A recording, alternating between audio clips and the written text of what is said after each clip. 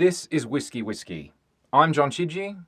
Feel free to like and subscribe if you're watching this on YouTube, and visit engineer.network/whiskey without an E to learn how you can support the show. Thank you. I've been a whiskey drinker for years, but I only really tried to understand it more recently. The more I learned about it, the more I realized how much I just didn't know.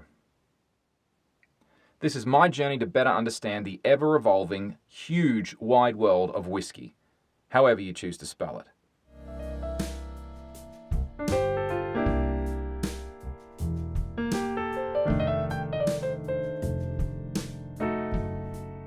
Cheers, or slanche.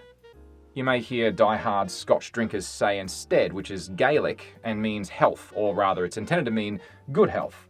It's a Scots Gaelic, but derived from Irish sometime in the 4th century, but its pronunciation and meaning is identical between Ireland and Scotland. Why the heck did I bring that up, you ask? Well, tonight I want to talk to you about another of my early favourite whiskey discoveries. This one. The Bushmills 16 Year. This particular whiskey was in my second month's delivery of Liquor Loot, and frankly, blew me away. Bushmills are an Irish whiskey distillery, and like most Irish whiskies, it's triple distilled.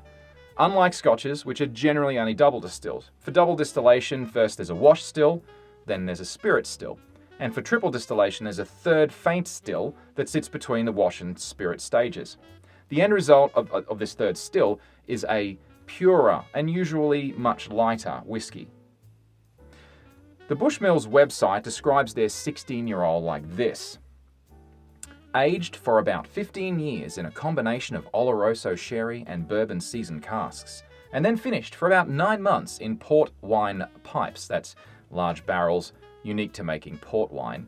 This single malt shows its layers of flavour, juicy fruits, nuts and spice, as well as a hint of ruby redness. It's best enjoyed neat. Sure. Well, I agree with the best enjoyed neat part. So to sum it up, the newly made whiskey, referred to as new make, is split between two kinds of barrels, ex-sherry and ex-bourbon, where they sit for 15 years. Then they're combined and put into port barrels to finish for just under a year. This has the effect of adding multiple different flavours from each of the different casks. Rather than the Macallan I looked at in the first episode, it spends its entire 12 years of its aging life in ex-sherry barrels. So when I first tried this, my notes were on the nose. It was sweet, light toffee, caramel and floral.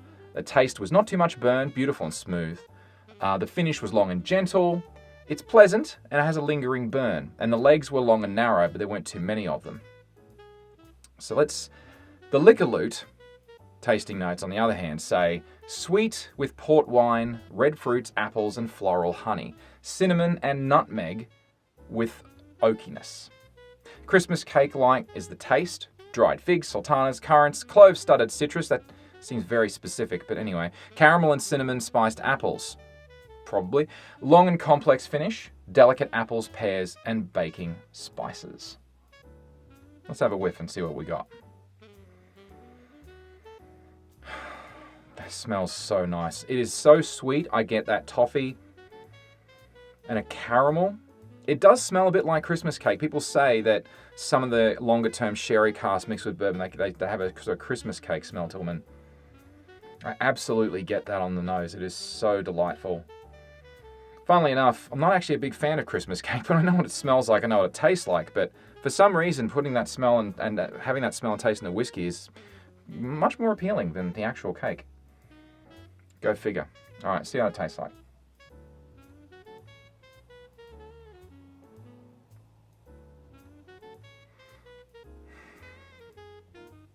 Oh, that is so smooth and beautiful. So there's that beautiful caramel coating my tongue and the inside of my mouth. It doesn't burn too much, actually. It's very gentle. It's just it's just pleasant. I don't know how else to describe it. It does taste a little bit like Christmas cake, but it smells more like it than it tastes more like it, if that even makes any sense. And as for the finish, it's long and it's kind of gentle, but it tapers off, and the spices, there's a nice lingering kind of a burn to it. In terms of the legs on it, too, give it a bit of a swirl and a bit of a look. Has a couple that are really fast running. Not too many. Not as oily, say, as the Macallan, but still very, very nice. Let's have another go.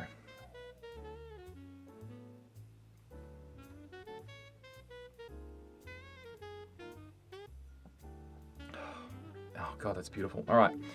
So the other thing though about taste is not only is it highly subjective, but it varies over time with age and based on what we've had immediately prior to tasting anything. So I had a nice glass of water before I had this, but you know, not many people don't always do that. Anyway, have you ever heard of blowing out your taste buds?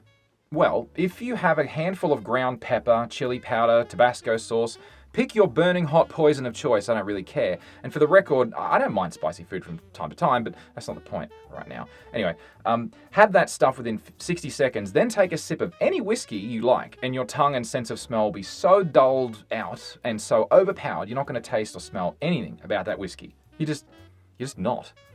So you don't want to blow out your taste buds if you want to enjoy it. Don't do that. But irrespective of what you've eaten just beforehand, there's also issues of changes in taste and smell with time. And that is to say age. Like when I was young, I hated the smell and taste of wine.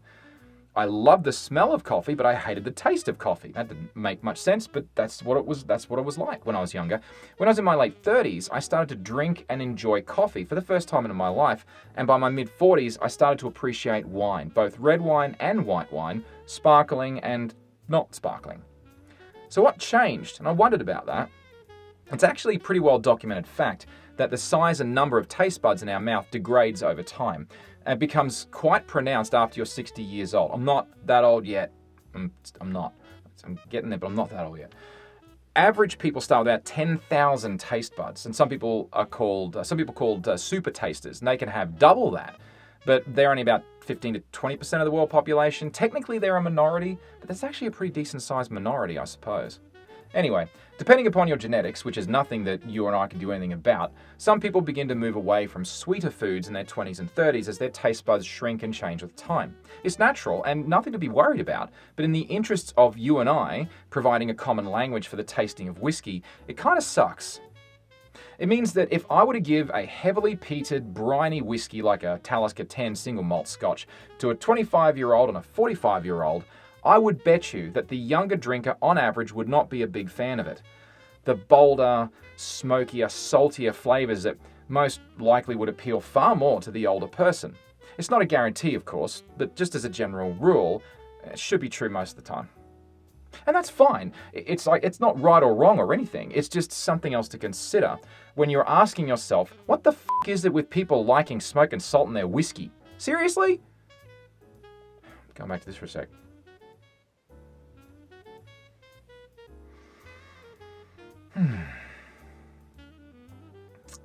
No salt. Anyway, never mind that. Back to the sherry bomb, because I'm getting off topic.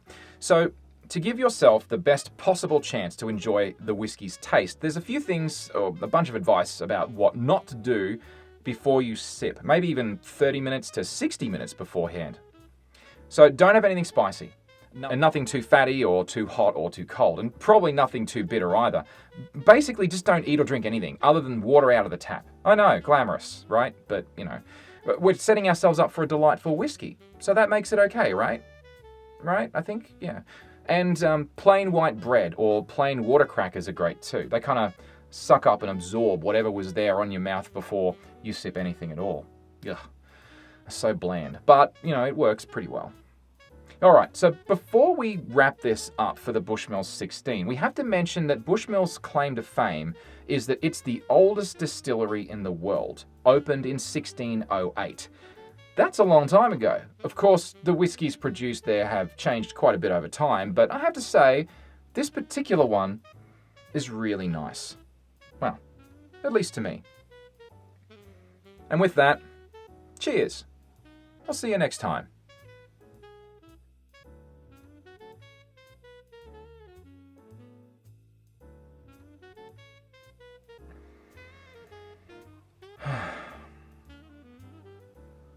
Man, I could just smell this all day and not even drink a drop of it.